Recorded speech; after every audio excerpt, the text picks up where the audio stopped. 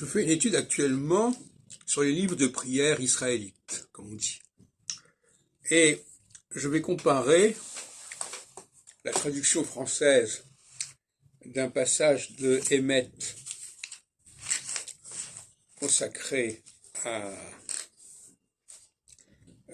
qui est présenté le samedi matin dans un recueil consistorial et dans un recueil libéral. Alors voilà le texte dont je voudrais vous parler. Alors en hébreu d'abord, pour ceux qui connaissent l'hébreu, ça commence par Tsur Israël. Tsur Israël. Et on le trouve également aussi bien dans les versions consistoriales que dans les versions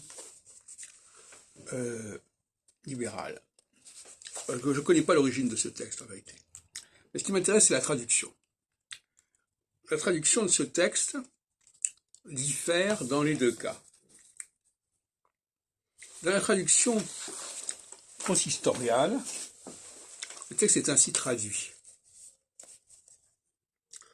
L'Éternel régnera à jamais, sur Israël, rocher d'Israël, vole au secours d'Israël, délivre selon ta promesse Juda et Israël. Ô libérateur, ton nom est éternel, Tsebaoth, Saint d'Israël, sois loué, éternel, libérateur d'Israël. Goël Israël en hébreu. Alors, donc là, on voit cohabiter Juda et Israël. Yehuda ve Israël. On prend maintenant le texte libéral. On a exactement le même texte en hébreu. En revanche, la traduction est totalement différente. Alors, la traduction est la suivante. Les Hébreux, que ta main puissante retira de la servitude, entonnèrent jadis un cantique nouveau sur les bords de la mer Rouge. Ainsi tes serviteurs répètent, le Seigneur notre Dieu règne éternellement, ô rocher d'Israël, viens au secours de tous ceux qui t'implorent. Béni sois-tu, Seigneur, libérateur d'Israël et de tous les opprimés. Est-ce que vous voyez la différence entre les deux traductions?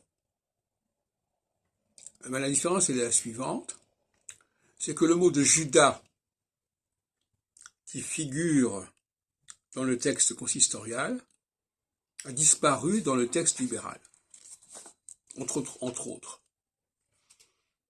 Alors, il existe dans le texte hébraïque, dans les deux cas. C'est ça qui est assez amusant.